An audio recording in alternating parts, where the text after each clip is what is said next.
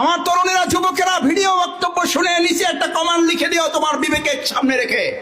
এটা শফিকুল ইসলাম মাসুদের কথা হলে তোমার মুখে যা গালি এসে তুমি দিয়ে যাও, আমার কিছু আসে যায় না।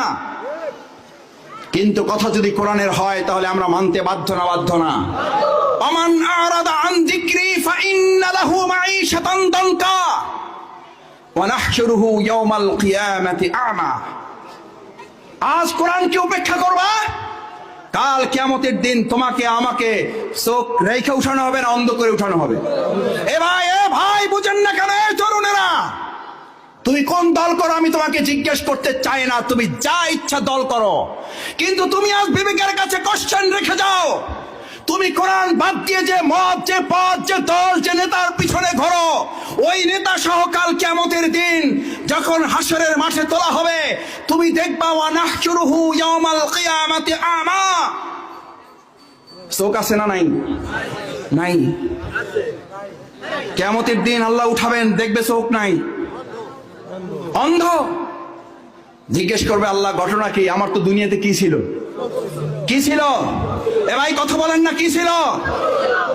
আমি যুবক দিক থেকে জিজ্ঞেস করতে, আমার তরুণেরা, আমার যুবকেরা, আমার শিক্ষার্থী, ছাত্র, শিক্ষক, আমার মুরব্বী, পিতৃতুল্য ওলামায়ে কেরাম, জিজ্ঞেস করে বিবেকের কাছে বলেন, জামাত ইসলামী করতে হবে না। ভোট তো বহুত পরের কথা, ভোট তো বহুত পরের কথা, জামাত ইসলামী করতে হবে না। কিন্তু আজ বিবেকের কাছে কোশ্চেন রেখে গেলাম, আমার এই ভিডিও পরবর্তীতে যারা শুনবেন তাদের বিবেকের কাছে আবৃত রেখে গেলাম, বিনয়ের সাথে আবেদন রেখে গেলাম। দুনিয়াতে চোখ থাকার পরও কিয়ামতের দিন অন্ধ হয়ে উঠতে চান যারা যারা হাত জাগান? অন্ধ হয়ে উঠতে চান কারা কারা? আমার সাথে কিছু লোক পাওয়া গেছে, যেহেতু মাসুদ ভাই হাত জাগাইছে সুতরাং আমরাও কয়েকটা জাগাই। এটার অর্থ মাওলানা দেলোয়ার হোসেন সাইদি সাহেব বলতেন, আমাদের এমন একটা পিকুলিয়ার দেশ, আপনি যা করবেন কিছু লোক আপনার সাথে পাবেন। আমার ভাইয়েরা, সুযোগ পাইলে বুঝার। অন্ধ হয়ে কি আমরা উঠতে চাই? যদি অন্ধ হয়ে উঠতে না চাই তাহলে আমরা কোরআনের সাথে না কোরআন বাদ দিয়ে? সাথে না বাদ দিয়ে? সাথে না বাদ দিয়ে?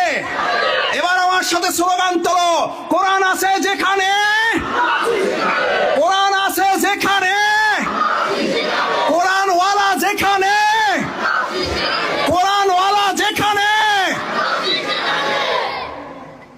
এবার আর একটা স্লোগান দেই, দেখি জোর থাকে কিনা। কোরআন নাই যেখানে, আমরা নাই, আমরা নাই। কোনখানে? কোরআন নাই